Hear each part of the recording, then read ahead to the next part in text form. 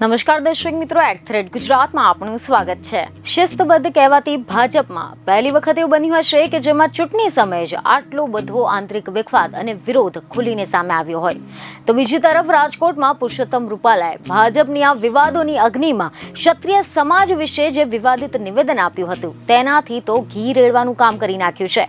ઠેર ઠેર રૂપાલાનો વિરોધ કરવામાં આવી રહ્યો છે, પરંતુ કોઈ પણ મોટા નેતા આજ સુધી તેમના સમર્થનમાં આવ્યા નથી। ત્યારે હવે ગણગણાટ શરૂ થઈ ગયો છે કે ભાજપ રૂપાલાને બચાવવા માંગે પણ છે કે કેમ? શું રૂપાલા હવે એકલા પડી ગયા છે?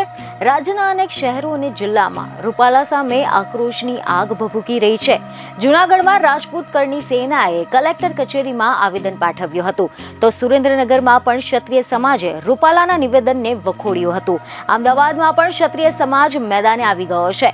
સાબરકાંઠામાં પણ રેલીને મંજૂરી ન મળતા 7 આગેવાનો કલેક્ટરને આવેદન આપવા પહોંચ્યા હતા, તો બીજી તરફ સુરતમાં ક્ષત્રિય સમાજ સાથે રાજપૂત કરણી સેના અને મહાકાલ સેના જોડાઈ હતી અને આખા સમાજે એક સાથે જ માંગ કરી છે કે રૂપાલાની ઉમેદવારી રદ કરો, નહીં તો ઉગ્ર આંદોલન થશે।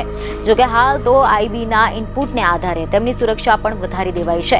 રૂપાલા રાજકોટમાં ખુલીને પ્રચાર પણ કરી શકતા નથી, પરંતુ આ તમામ વિવાદની વચ્ચે એક વાત એવી છે કે જે ઉડીને આંખે વળગે તેવી છે, અને તે છે કે ભાજપના કોઈ પણ નેતા રૂપાલાની પડખે આવી રહ્યા નથી કે ન તો તેમની સાથે ઉભા રહીને આ મામલો પતાવવાનો પ્રયત્ન કરી રહ્યા હોય। અનેક મોટા નેતાઓ રાજકોટ કે પ્રદેશના છે, તેઓ તમામ જાણે કે વિવાદને વધતો જોઈ રહ્યા છે, તો બીજી તરફ બનાસકાંઠામાં પ્રદેશ પ્રમુખ CR પાટીલ સભા કરીને નીચે ઉતરતા પત્રકારોએ પ્રશ્ન કર્યો હતો કે રૂપાલા વિશે કંઈક તો કહો, તો પાટીલ ત્યાંથી ચાલતા થઈ ગયા હતા અને કંઈ પણ બોલવાનું ટાળ્યું હતું, જેથી એક વાત તો ચોક્કસ છે કે આ વિવાદ શમવાનું નામ નથી લઈ રહ્યો અને પાર્ટી માટે આ વિવાદ સૌથી મોટો પડકાર બની ગયો છે। બીજને ખબરો સાથે ફરી મળીશું। ધન્યવાદ।